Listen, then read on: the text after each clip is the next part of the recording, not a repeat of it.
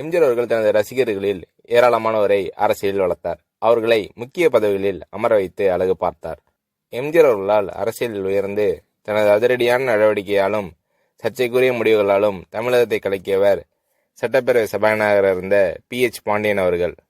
சிறு வயதிலிருந்தே PH பாண்டியன் அவர்கள் எம்ஜிஆர் அவர்களின் தீவிர ரசிகர்.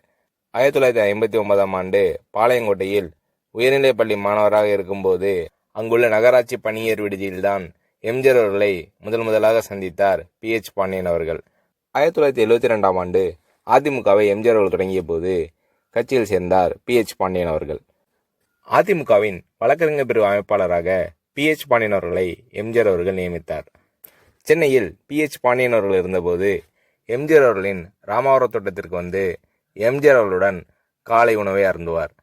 பின்னர் நீதிமன்றம் சென்றுவிட்டு மதியம் சென்னை மாம்பழம் அலுவலகத்திலோ அல்லது படப்பிடிப்பிலோ எம்ஜிஆர் அவர்கள் எங்கு இருக்கிறார் என்பதை அறிந்து அங்கு சென்று எம்ஜிஆர் அவர்களுடன் உணவு அருந்துவார் PH பாண்டியன் அவர்கள். சில நேரங்களில் எம்ஜிஆர் அவர்கள் PH பாண்டியன் அவர்களுக்காக காத்திருப்பார்.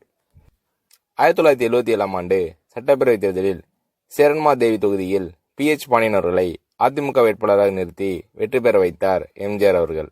1980ஆம் ஆண்டு நடந்த தேர்தலில் அதே தொகுதியில் மீண்டும் வெற்றி பெற்ற PH பாண்டியன் அவர்களை சட்டப்பேரவை துணை சபாநாயகராக்கினார் எம்ஜிஆர் அவர்கள்.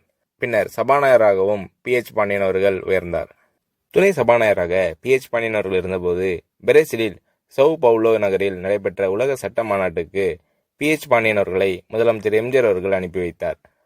15 நாட்கள் மாநாடு முடிந்து சென்னைக்கு விமானத்தில் PH பாண்டியன் அவர்கள் திரும்பிய போது நள்ளிரவு 12 மணி. அந்த நேரத்தில் விமான நிலையத்தில் காத்திருந்து PH பாண்டியன் அவர்களை எம்ஜிஆர் அவர்கள் வரவேற்றார். எம்ஜிஆர் அவர்களின் அன்பில் PH பாண்டியன் அவர்கள் நெகிழ்ந்து போனார். 1952ஆம் ஆண்டு முதல் 1985ஆம் ஆண்டு வரை சட்டப்பேரவை அலுவலகம் அரசின் பொதுத்துறையோடு இணைக்கப்பட்டிருந்தது.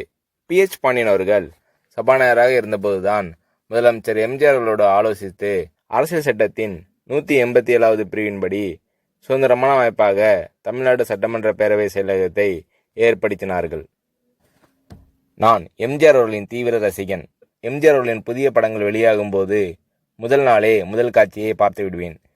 டிக்கெட் வாங்க கூட்ட நெரிசலில் முண்டியடித்து சென்று கூட எம்ஜிஆர் அவர்களின் படங்களை பார்த்த அனுபவம் உண்டு.